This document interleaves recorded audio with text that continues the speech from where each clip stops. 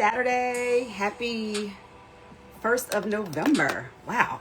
Can't believe that. Well, this is our October book chat with Kristen L. for her book, her amazing debut, We Don't Talk About Carol. So this is our almost final book chat. We have one more next month. Well, it's probably going to happen in December.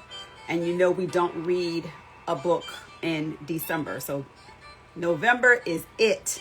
I'm taking a break until the new year. Already planning the new year books. Let me fix my camera. I think Kristen's in here. But just FYI, I already put in the bio our November read, our final read of the year. But today we're talking about We Don't Talk About Carol. Love this book so much.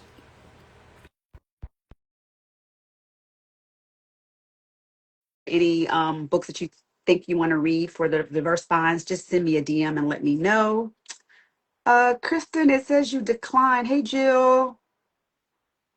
Hey, Miss Celeste, yours. Who else is in here? Black Girls and Books.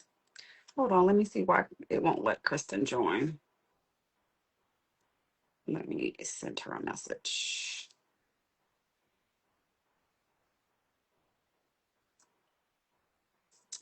So just take heed to all of my notes. Oh, there she is. Hi. Hi, how are you? I'm well. How are you? I'm great. I'm so glad to be Good. You look here. amazing. So do you, girl. Thank you. So I'm letting people come in. Hey, Crystal, letting folks join. And Nia, all fans of this book. And Yay. I can't believe it's a debut. First book published, but I've had a lot of practice. Yeah, so we're gonna talk about that. I'm gonna let you do the intro after for yourself, and then I'm just gonna kind of do one for diverse spines for people that are new that are joining us. So I am Jamise Harper. I am the founder of Diverse Spines. You can also find me on Spines and Vines. I host monthly book chats with our featured author of the month, and this month, well, it's November, but October. Our book was We Don't Talk About Carol, and we have the author Kristen L. with us today, a USA Today bestseller, and then Publishers Weekly Best Book of 2025 in the Mystery Thriller category. That is amazing. Thank you. I'm so excited. So It's been tell us a little my bit about yourself. yes. So yeah, I'm an author. Obviously, We Don't Talk About Carol is my first novel to be published, and I'm a writer. I'm a communications executive. I'm a lifelong reader. Born and raised in the Metro Detroit area, but I currently live in Los Angeles. And I am also working very hard on my next novel, the second draft of which is due to my editor on Monday. Oh, So wow. Oh, my very goodness. busy over here. Well, thank you for joining. Thank you for saying yes. Not to mention, hold on. Let me get my notes. I was going to thank you for saying yes because I dove deep into your 7 questions for intentional decision making. Yes, that has been something. It's been really wonderful getting lots of requests to do different interviews and different opportunities to discuss the book. It is interesting juggling a full-time job Yes. with promoting the first book with also writing and revising the second book. So I've had to try to figure out ways of deciding Right. how I'm going And to then say yes. saying This was no. an easy yes. This was an Yeah. easy Well, yes. thank you. I so appreciate it because I was like, I hope it adds value and I was taking off all the things. But it is hard to say no, especially when people want to celebrate you, but you also have to take into account all the other things that are going on in your life. So I love the list. If you guys haven't looked at it, go on her page. She's talking about the 7 questions for intentional decision making, and it's really, really good. It's good. It'll help you align some things in your life. So tell us a little bit about yourself and how you came to write this wonderful, wonderful debut novel. Oh, thank you so much. Yes, I've wanted to be a published novelist my entire life. The first novel I wrote and completed, I actually did way back right after I graduated from college. I affectionately refer to it as my practice novel. No Okay. one should ever read it. but I learned a lot in the process. And so I've just been working on like short stories for several years. I took a class through the UCLA Extension program several years ago. That's where I met the people who became my writing group, my little Mm-hmm. writing community. So we would, share work with each other once a month. And when the pandemic rolled around, Oh, that's yeah. when I realized, okay, if you're going to write the novel that you've always wanted to write, Mm-hmm. there's never going to be a better time. You're never going to have more extra time on your hands Right. than during lockdown. So I was actually taking lots of walks around my neighborhood listening to true crime podcasts. Mm-hmm. Okay. And that's when I learned about the really disturbing disparities when it comes to the way missing people of color, our cases are Mm-hmm. treated in the US. Right. Black Americans are going missing at disproportionately high rate, yet our cases are less likely to be covered by the media, and they're also less likely to be solved. And I've always found fiction to be a really great way to learn about the experiences of others, gain Right. empathy for the experiences of others. And I thought if I could take this very real problem and root it in a page turning mystery, maybe you would gain some additional awareness and Mm-hmm. also open some hearts and minds along the way. Yeah. It kind of hit home because I mean, as I'm preparing for this, for our talk this week, I live in the DC area. So this week, it was highly publicized. It's the 20th anniversary of a missing child, Alicia Rudd, here in DC. And so she went missing probably 20 years ago. And so, if it's been I think it's been that long. And, they talked about how, you know, it's one thing when someone, a black woman, a black child goes missing and then it's not covered by the media. It's not until it's like this push or people like, begging at the ends to get it on just even a local media, let alone a national media. Yes, So exactly. And yeah. it makes such a difference Hmm. in helping to solve these cases. And so I really wanted to explore that. All the cases that are featured in my book are fictional, but they are very much kind of inspired by and rooted in, I think, the reality of what unfortunately a lot of people are experiencing. Well, when I first, because I typically like to go into a book blind. So when I first started reading the book, I thought that I mean, because it was just felt so real. I thought they were real cases. I mean, I tried really hard for it to feel as true to life as possible. Yeah, I thought they were. I thought they were, the story. I knew the story was fiction, but built around real cases. It felt like they were real cases. I wanted also for all of the missing girls to feel as real as possible and, to kind of learn and understand who they were and their aspirations and their hopes for the Yeah, future because I think that would, it's important in real life too that we right. focus on those pieces. I think that sometimes it can get lost in the true crime podcasts and things like that. But these Yeah. are, they're real people and these are the girls in the book are fictional, but in real life, these are That, real stories, and they should be treated with, empathy and humanity. that's some pretty powerful writing. 'Cause someone in the comments said they thought they were real cases too. Ugh. Well, I'm Yeah. so glad it felt. I'm so glad it felt real. I tried really Yes. hard for it to feel true to life. That's scary and then also kind of sad, right? Yeah, exactly, Yeah. exactly. Um, so you're listening to true crime, and that's I don't know what is it now, and I don't want to say the wrong thing, but that in a moment here lately, this has been like there's been a huge rise on it, right? People are like trying to solve the crimes and all in on the podcast and everything. So how did you know that this is the type of book that you wanted to write, that you wanted to tell this story? Yeah, I mean, I've always been really drawn to thrillers, suspense novels, and also to family Hmm. dramas. And I was also again listening to so many true crime podcasts and stories myself that I felt like if I saw a book on a shelf in a bookstore that kind of captured and combined all of these elements, that Hmm. I would pick it up. And so I thought that other readers might be interested in it as well. And I liked the idea of it being, again, sort of this page turning mystery, Yeah. but being rooted in something that is true to life and maybe is a phenomenon that not everyone is aware of, especially when it comes to, again, those disparities in the way that the missing people of color, our cases are treated. So combining all those pieces together Hmm. in one story just felt really compelling to write and then hopefully to read. Well, we don't do spoilers here on Diverse Finds, and but we do encourage people to buy the book. I thought I put a link in here. I probably didn't pin it, but yes, I put a link, and it's going to pin. If you don't have the book, you can support us and get a copy of the book. You took us through some things. Yeah. I kind of was like, oh, first of all, the audiobook is excellent. Oh, I'm so Excellent. glad. Yes. Oh, I'm a huge audio. Yes, the audiobook is Nicole Cash excellent. did the narration, and I am Yes. so, as soon as I heard her audition tape, I knew that was, it was like listening to what was playing in my head the entire time as I wrote it. When I heard her voice, I'm so Yes. glad you enjoyed it. I was hooked. So I'm a 90% not audiobook person. I will read along, but the audiobook has to grab me. And the audiobook was it was done well. Yay, Yes. thank you. And so let's talk about the title because Hmm.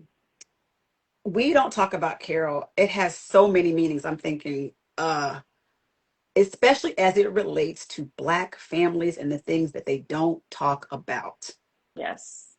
Absolutely. It's interesting. This was the working title the entire time Oh, I was okay. working on the novel. I'm so glad that it became the final published title as well, because you're right. I thought it really it really captured this issue that's discussed throughout the book. This phenomenon often in Black families of Hmm. not talking about difficult things, Yes. pushing things down under the rug. So Sydney, my main character, she grew up in a house with this family motto of what happens in this house stays in this house.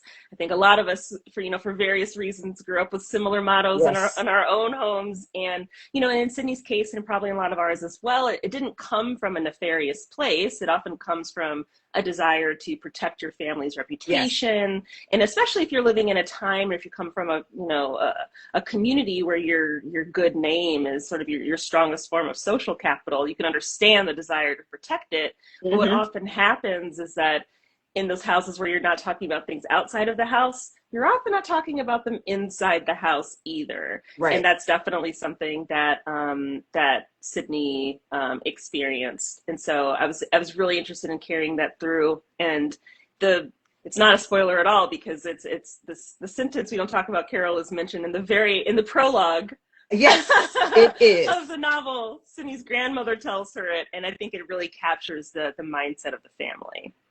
And so let's talk about it. Let's give the audience a little synopsis on what the book is about. And this, oh my gosh, it's such a layered story. I mean, you can go with so many different things. I was trying to say, what do I want to talk about? But tell the audience a little bit about what the book is about. It's not giving away anything. Yeah. Yeah, so I'll let you go ahead with that. Absolutely. So, and we don't talk about Carol. My main character, Sydney, is cleaning up the home of her grandmother, who Hmm. recently passed, when she learns that she had an aunt named Carol, who was one of 6 Black girls to go missing from the same Raleigh, North Carolina neighborhood back in the 1960s. None of the girls have been found, and for several decades, no one in Sydney's family has even mentioned Carol's name.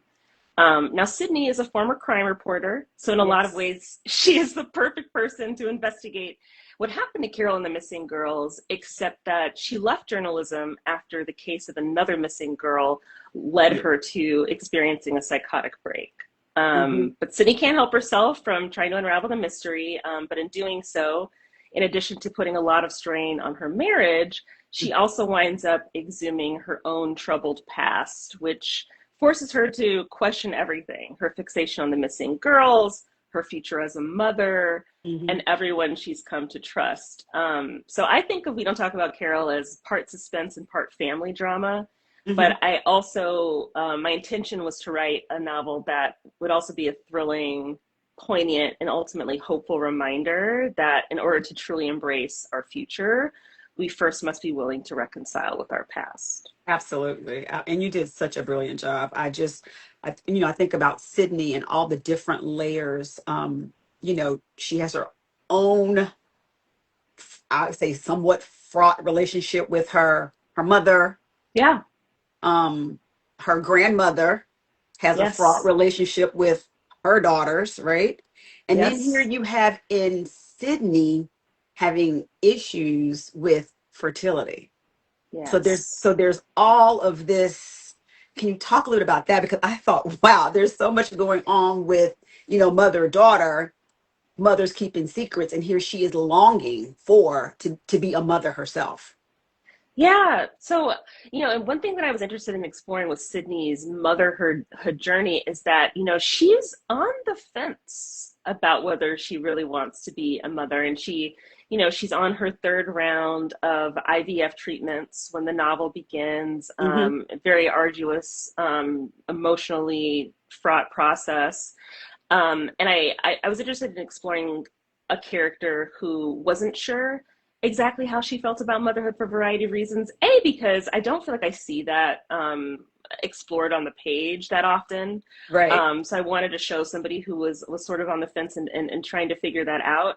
But I also wanted to explore, the fact that oftentimes when people have experienced traumatic childhoods of some form, they can have difficult feelings about becoming parents Right. themselves, Hmm. whether it's just sort of feelings of apathy or a fear of repeating certain patterns that they experience in their own upbringing. And so I Hmm. wanted to kind of showcase that. It felt like a really relevant thread to also kind of push Sydney to Yeah. explore kind of why she's experiencing those feelings of resistance towards Hmm. motherhood.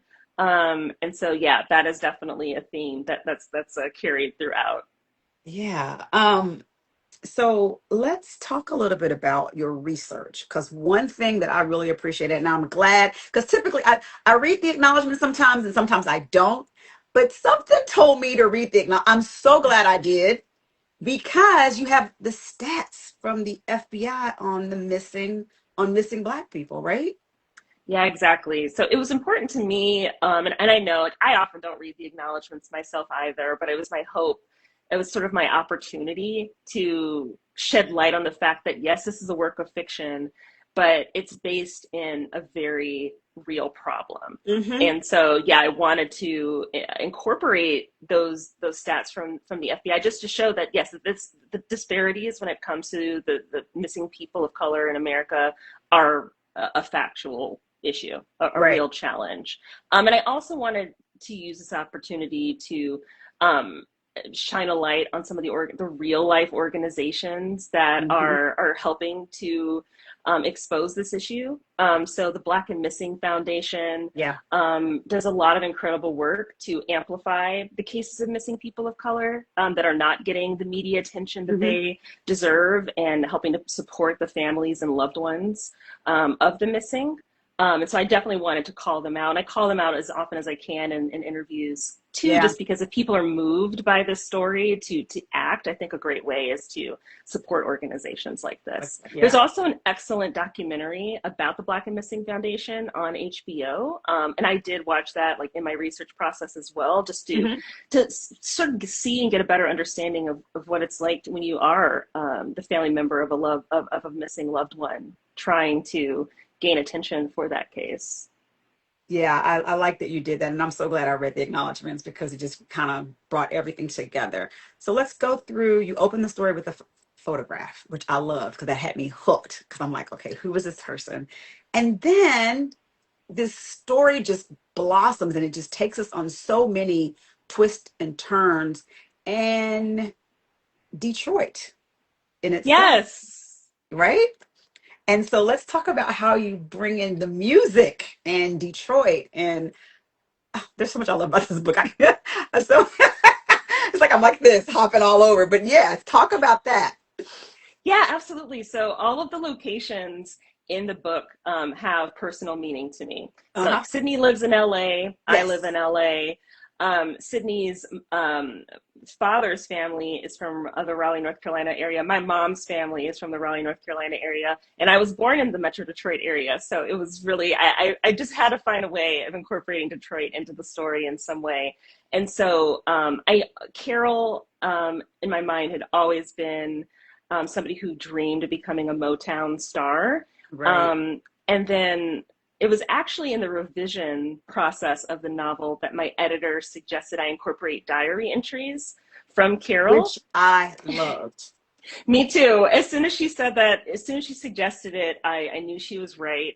And it was daunting though for me to try to get into the mindset of a 15, 16-year-old girl Hmm. back in the 1960s. Yeah. And so one way that I did that was by listening to the music that I thought Carol would be listening to, that sort of captured her mindset on any of those given days. And Hmm. so the songs that are written at the top of the diary entries are the songs that I played on a loop as I was writing that diary Okay. entry. And so that's the one thing I will say for me is always I will listen to an audiobook, but it's always important for me to go back because you missed you can't get this in the audio, right? You can't see how the Mm, print changes and you know that it's a diary entry. sure. You can hear it, but you can't see what it looks like on the page. And so to go back and like read those was really it made it even greater. So yes. I'm so glad. Yeah. So oh God, let's talk about the mystery, the thriller. How do we talk about this Mm, without I giving know. anything away? But my goodness. One thing I will say and this is none of this. I'll never spoil anything for readers who haven't had a chance to read it yet. Um, I wrote this novel without an outline, so for Really? yeah, yeah. So I treated each chapter as though I was the reader, and so Okay. I kept asking myself, like, okay, what would be the most interesting thing that could happen next? What would keep me turning the pages as the reader? And so I'll just say, if you're surprised by the end, just know that I was too. I think I'm stuck on not having an outline because of the wow. That's very impressive because to keep track of the people and where some people like where they were when they were 15 and where they are now in present day, Mhm. um, and who was tied to who. Now, okay, so I will say I did not outline what would happen next in advance, but I did keep track of what I had written down. Okay. That was helpful to me. Yeah. So like that's something I learned is a term. I learned the term reverse outlining kind of later Yes. in the process, Hmm. and I found that to be really helpful for me to just sort of write and discover what was happening next, learn who the characters are, ask Yeah. myself like what would be the most logical thing to have happened, you know, how the different characters would be involved, and kind of like let myself discover that on the page, but then go back and create spreadsheets of the different characters and the Hmm. timelines and all of that, so I can have a way of keeping myself organized. So even with Sydney, you know, there's a lot going on. Sydney has her marriage. She's having Yeah. difficulties with that, difficulties Yeah. with IVF. She's dealing with her mother and her sister, Yes. right? Mm-hmm. Her grandmother. So there's a lot. Her grandmother just died. Mm-hmm. She is going back to the grandmother's house, cleaning up, and then she makes this discovery, right? So then she's going through the process of finding out what happened.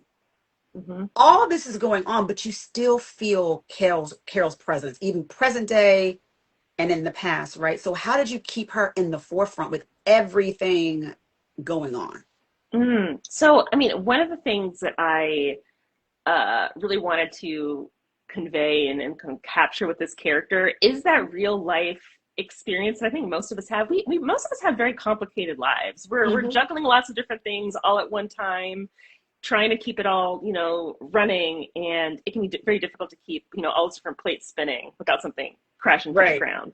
And so I get frustrated sometimes if I'm reading a thriller and a character is able to just sort of like drop Right. their lives Yeah. to pursue a mystery. Because I'm like, okay, well, if it were me, if I were to have this I discovery, still have to go I to would need work. I to. still have to do, yeah. I still have to go to work. I have to pay. I have bills to pay. I Right. have a, you know, I'm married. I've got like, you know, commitments to my friends and family. Like I can't just drop all of those things. Hmm. And so I wanted to show that for Sydney as well, and for, you know, whether she'd be able to manage all those different pieces to be part of the suspense of the story. It would feel more realistic, I think, to me, and it also Hmm. just seemed more compelling to see like if she would be able to manage all of those different pieces.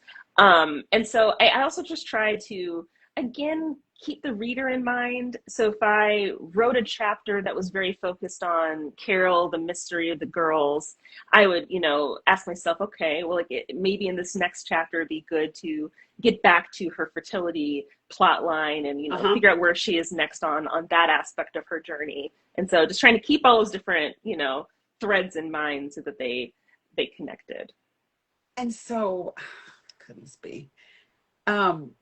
One thing I kept thinking, and if you're in the audience and if you thought this too, just drop me a note and I'll let Kristen know. But grandmother, Mm. I just kept thinking, why would you not want to find out what happened to your child? Why did you not go look for her? Or it was just, oh, I know. Well, something that I was interested in kind of exploring in this book is like all the different ways that people can deal with pain. right.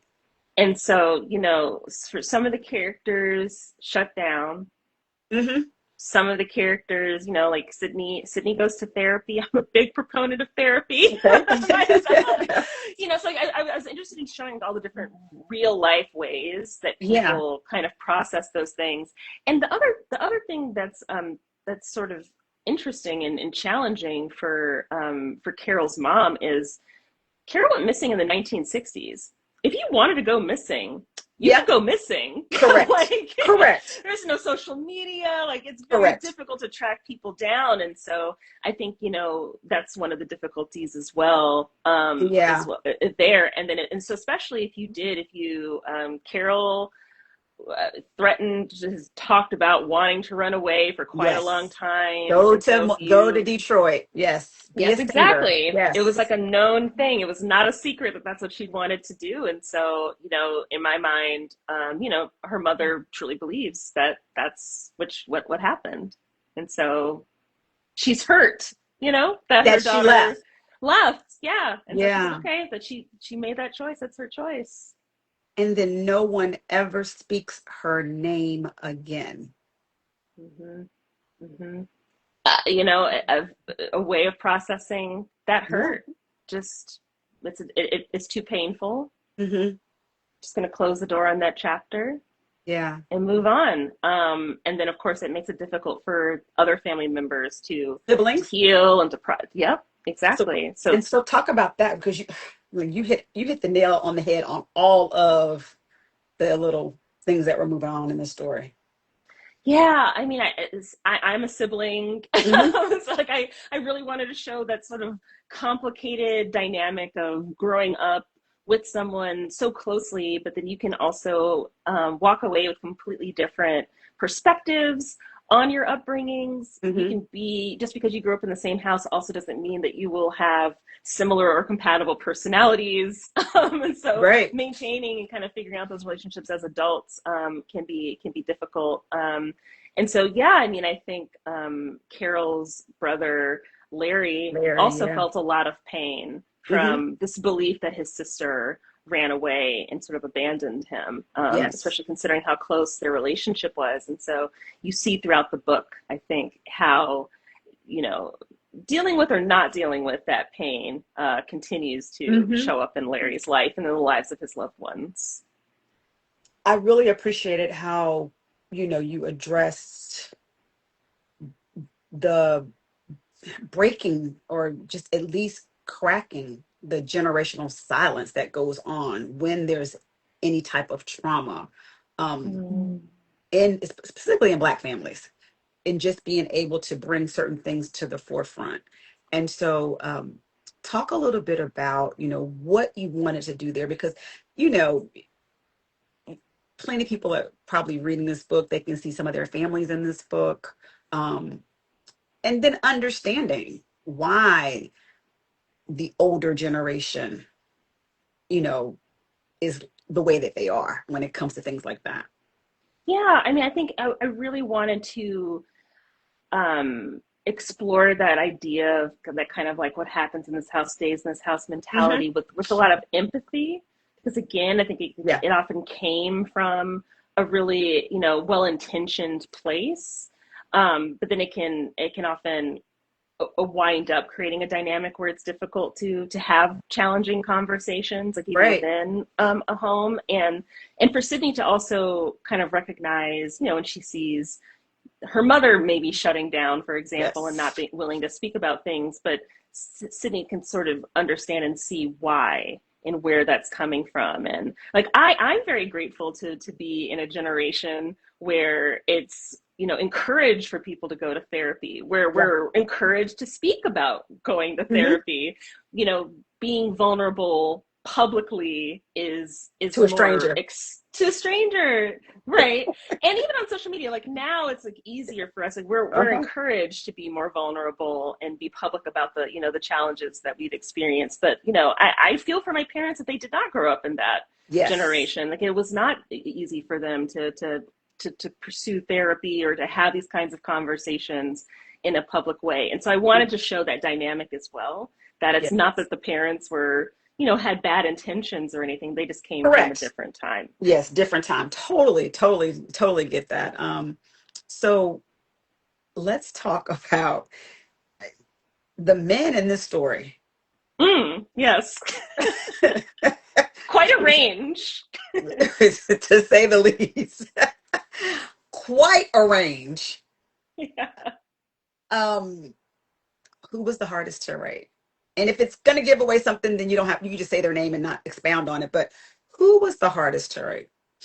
Because it was a Okay. range. It's quite the range. I honestly, this might be surprising, but Malik evolved quite a bit over the course of my writing him. Yes. So Malik is Sydney's husband.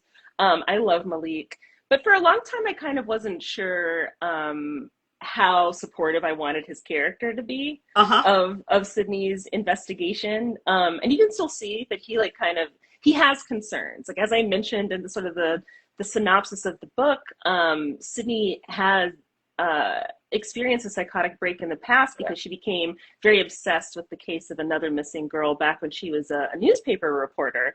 And so, Malik, being the loving partner that he is, he's Hmm. concerned that she's putting herself like in harm's way again.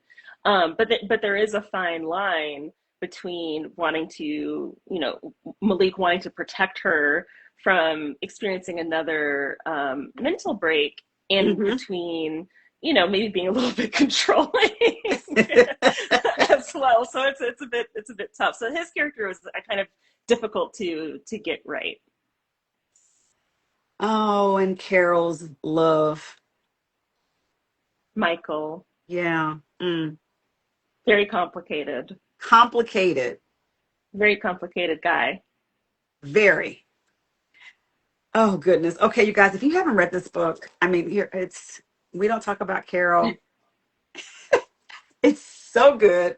And so what did you want readers to take away from the story? We stated the obvious about the black people of color, black women, black children missing, right? And shining a light on that. But what else did you want readers to take away from this story? Yeah, so there are, like, as you sort of mentioned, there are a lot of difficult topics that are Uh-huh. explored in the book, but I really wanted readers to walk away with a feeling of hopefulness Hmm. at the end, and for that from that hope to come from what's possible when you're willing to have the difficult conversations, when you're willing to like basically shine a light on that thing that you've been trying to sweep under the rug for far too long. That like that's that process of kind of facing and reckoning with those more difficult aspects of our lives can often lead to our feeling a sense of freedom and peace. But we first have to be willing to do that difficult work. Right. So there's a question, and so I'm inclined to say yes, but it's totally up to you. Someone said people have to read the book so we can actually talk about Carol. That's what I would. I want to talk about Carol too. Like I I really wanted. know. Yes. And so this is book club, and is it Shy P and Black Girls and Books? What do you want to ask about Carol? And I'm gonna let y'all ask the question. because that's what I was thinking. So I'm like, I don't want to call you on the side and say, I got this, and this. I mean, I really love and appreciate the being like, hey, we had the spoiler-free part of the Yeah, we did. conversation. We've had the Now spoiler we free can get part. into So it. maybe we You've been spent like 5 to 10 warned. minutes about Yeah. Carol. Because Yes. Carol, my Yes. Lord. Mm-hmm. Okay, so if we're gonna get into spoiler territory, which I'm very happy to do, Well, let's do it. I mean, this let's is do yes. I want to know about Carol.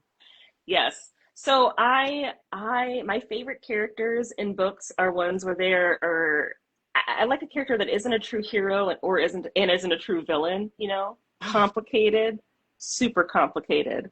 And Carol is extremely complicated. So um I Someone have a said, lot of "Yay, we're talking." I have a lot of empathy for Carol's eventual decision, and initial actions to it's so funny, like saying this about. I feel like I'm not saying this. I think I have a lot of empathy for Carol's initial actions. I have a hard time with her keeping the secrets for as long as she did. I have That's a the hard part I time have a with her hard just time with. altogether. Literally, because of not her actions. Her actions are like, Yeah. Oh, I see a question. Black girls in books. First of all, hi. Do I think Carol's mom saw her in the car? Yes, I I do. do too. I I do. do. I absolutely do. I absolutely think that Carol's mom believed that she ran away.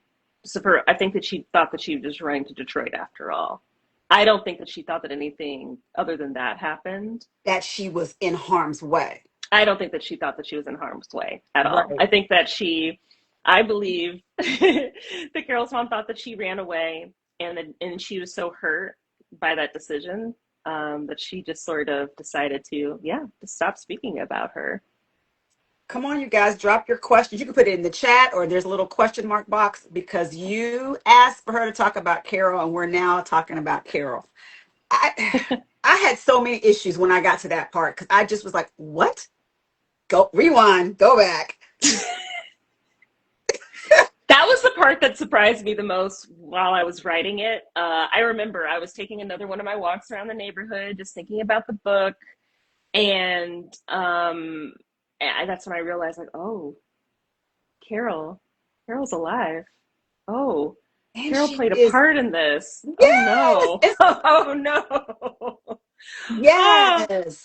And And somebody so asked, oh, sorry, go why wasn't she I was ahead. thinking she was going to be charged too. I wanted her to And be charged. she, I think there are a few reasons. I sound mean. A, no, no, no. I understand it. Like I wanted this to be complicated. I love the fact that people have varying opinions I do. I over sound mean. Carol. I have more grace, but I mean, my goodness. So I think in part she was a minor when these things happened. She was very much being manipulated by Michael, Yes. and she wound up ultimately helping to solve the Correct. mystery in Correct. the end. So I So think we that don't want her charged. No, we combination, don't. yeah. Oh, that's my mother-in-law. I was, Hi. she was manipulated. She was young. I just, oh my goodness, to live with that, right? Yeah.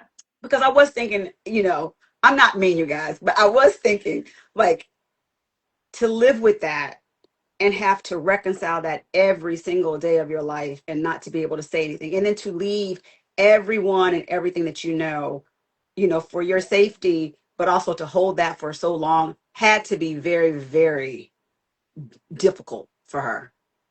Yeah. And I think I never wanted it to feel like Carol was completely exonerated from in Hmm. terms of public opinion. Like there's a reason why she ultimately didn't walk all the way to the memorial site.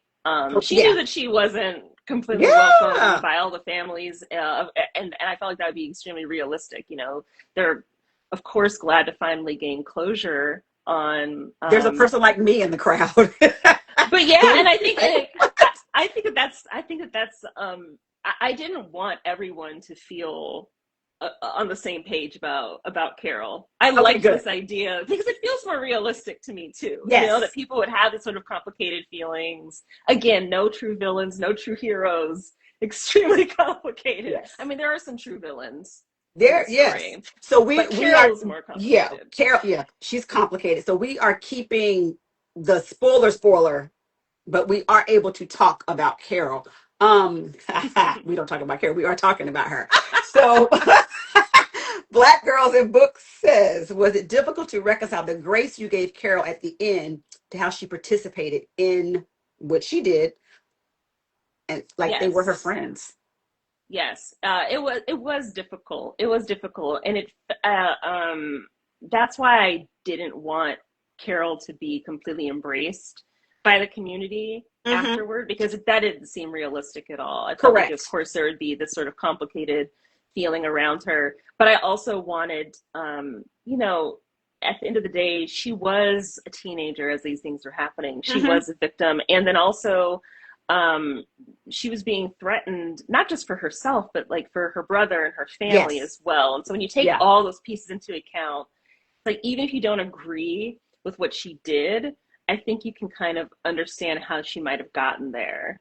Correct. um You're and so like right. that's why what I wanted to toe the line on. I did not want everyone to feel like great about what she did, You're right. but I wanted people to understand like how she might have gotten there. Because I I like this just, comment. You someone scolded Carol and gave her grace. I'm like, yeah, there's like that combination for sure. I think that too, because I just contradicted something I always say is just kind of like, Black children are not allowed to be children, right? They always are held at Yeah. a higher standard.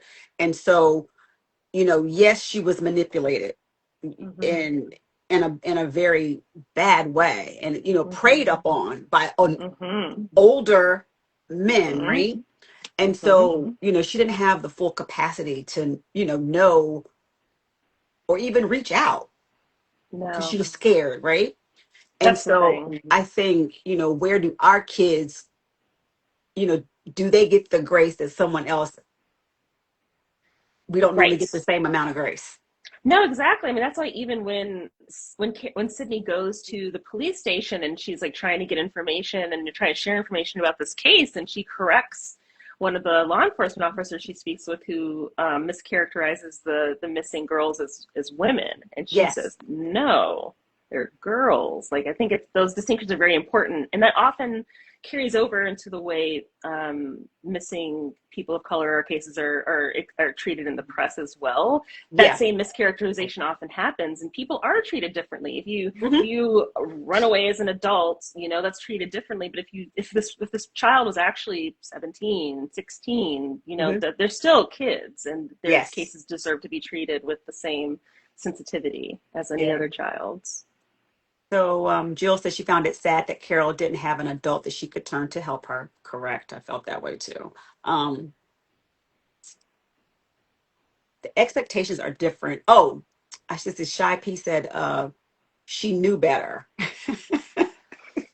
I'm gonna have to I meet know more she's often. tough. You know what? You just gave me my new format. We're gonna talk about the dynamics, the craft, and I then we're love gonna just it. go into talking about. So in 2026, you guys, that's what we're doing. So if you don't It come, seems fair. yeah, that's fair. We are going to talk about the book. Yes. We're gonna answer some questions. So thank you to was it Black Girls in Books or Shot P that said I want to talk about Carol. Thank you. Um, yeah, I just. Oh my goodness. Yeah. Was she hard to write? Was Carol hard to write? Yeah. Yeah. I would say emotionally hard, but it felt like as soon as I took that walk and it clicked to me that she would be, because to me that just seemed more interesting. You Like think? yeah, I was just like, well, because there's so many true victims, Yes. so many true victims in Yeah. this novel and in real life. Hmm. Um, but then I thought, like, now wouldn't it be especially compelling if for some reason Mm. Carol was somehow complicit in this? It I did just, not and that she expect it had a at little bit more all. agency in a way. Like that just felt a little bit more Yeah. interesting to me. Yeah, and unexpected. Yeah. I was like, what? WTF. I was like, what? I was not expecting it. I just was kept thinking, one of these guys, somebody in the town, somebody that they knew, something's going on. So that whole twist and turn with her, I did not expect that at all. I didn't expect it when I was writing it either, but as soon as I realized that that's where it was going, it also made perfect sense. Yeah. And those are my favorite types of suspense stories where Okay. like I'm surprised by what happens, Hmm. but it somehow feels right. So, okay, with saying that, is that your one of your favorite genres to read is mystery thriller? Oh, absolutely. Oh, I okay. So what love are I some of your love a favorites? Oh my suspense. goodness, yes. What are some of Uh your favorites? well, this is like it's like a kind of a modern classic now, but I always think about the first time I read Gone Girl by Gillian What? Flynn Yes. Oh my because goodness. again, that was like such a shock, but it Oh felt yes. earned.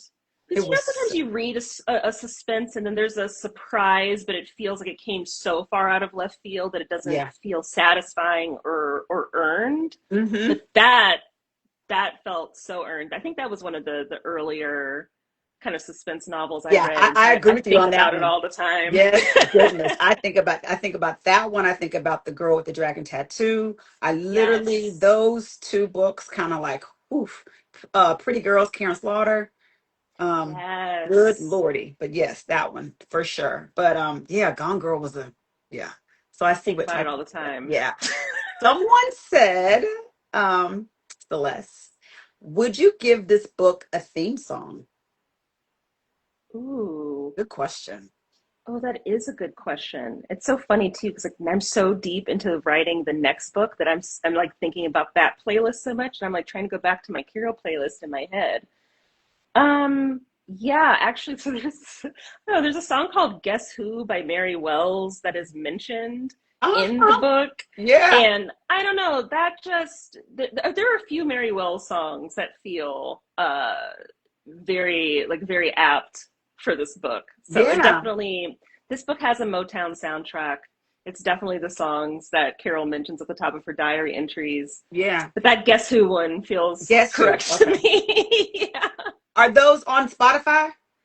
Did you make Yes, a they you did make are. a, okay, so you did make a I Spotify. did not make a playlist, but they are the Oh, songs are oh, available I, on I thought because Spotify. sometimes authors make a playlist for Oh, their I know I should have. oh yeah, maybe for this upcoming one. So, Black Girls on Book said the Carol twist made her shut the book and take a walk. Unexpected, very random. Yeah, it's that vibe. Reasonable. Okay, so if you're in the audience and you have not read this book, I'm telling you, it's perfect. You're gonna get some time off for the holidays. This is perfect, perfect, perfect read. So you say you're writing. Can you tell us anything I guess like about what's next? a little bit. So yeah, I'm so fortunate that I was able to sign a 2 book deal with my Congratulations. wonderful publishing team. Thank you so much, Bantam or Penguin Random House imprint. So this next book will also be a standalone suspense story, like Okay. Carol was. So no sequels or anything, thank goodness. But while Carol was a suspense and a family drama, the Mm. new book is a suspense and a friendship drama because I feel like, serious adult female friendships aren't given the same kind of like weight in society as romantic relationships, Mm-hmm. but those can be some of our deepest, most meaningful relationships. And so I really want to kind of explore one of those super deep friendships, but that maybe at things are starting to crack a little bit. And then there's also very much a suspense and a mystery element woven throughout. Okay, awesome. I can't wait. I'm like, I cannot wait because listen, you're an Autobot for me. I was like, debut novel, you Ah, knocked it out the park. Like literally, such high literally. praise. I Thank you. mean, my goodness. I was like, whoa. Um, the cover, Oh, it's so beautiful. Can you talk about, did you have any input? What made you mm. Yes. So, and I just saw that the Celestially Yours is. Oh, you I, haven't she's read gonna, it yet. I'll be she giving hasn't some read it, but spoilers now. she's moving it up. She'll probably read it within the next, because I follow her, so I know she'll probably read it within the next 2 to 3 weeks, or probably she'll start very soon. I know. Can't wait for your um, review. I was so yes, thank you so much for reading. So I was really excited when my editor asked me if I had any thoughts about the cover. I wasn't quite sure how collaborative that process would be, Hmm. and so I definitely put a PowerPoint together of like ideas and thoughts, and I offered one suggestion in particular. I was like, I have this idea in mind of a close-up image of like a sort of dark, moody picture of blue hydrangeas because blue if Ah, you've read the book you know that the blue hydrangeas play a part in the story, and yes, so I was really pleasantly surprised when all of the concepts they shared back to me included all featured a hmm, close and moody image of blue hydrangeas, and then it was their art director's team, it was their art director's idea to add that kind of like broken light bulb yes, in the cover, which I thought just really kind of hinted at sort of the like, ooh, something's off here. yes. Something is off. I don't know. It just felt very Southern. Yeah, I I was don't. I was thrilled. It felt perfect. I just got off a call with the book club, and most of their members are based in the Raleigh, North Carolina area, and they were Mhm. like, every grandmother in Raleigh has Oh blue yeah. hydrangeas on their Yes. porch. And I was like, yes. Yes, yes, yes. My neighbor, I can look on my across from my deck. She has a whole bush full of them just on her back. Ah, Yes, so 100%. I can't thank you enough for joining us. This has been such a treat, such a great oh my conversation. gosh.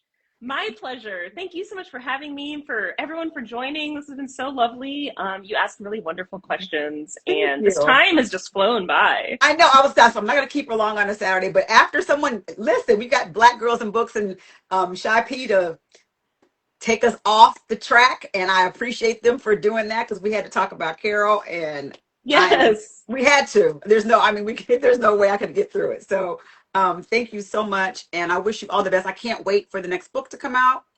We'll be right here, ready to support. I appreciate you so much. I appreciate you all for coming. This has been such a pleasure. This has been my absolute dream to have a published novel out in the world. So I just feel Yep, extremely fortunate that people are actually reading it and I enjoying know it's it. so awesome though. It's so good. So I wish you Thank all the things you. and all the bestseller lists to come. Thank you so much. I Thank you. Take appreciate care. you. Bye You bye. too.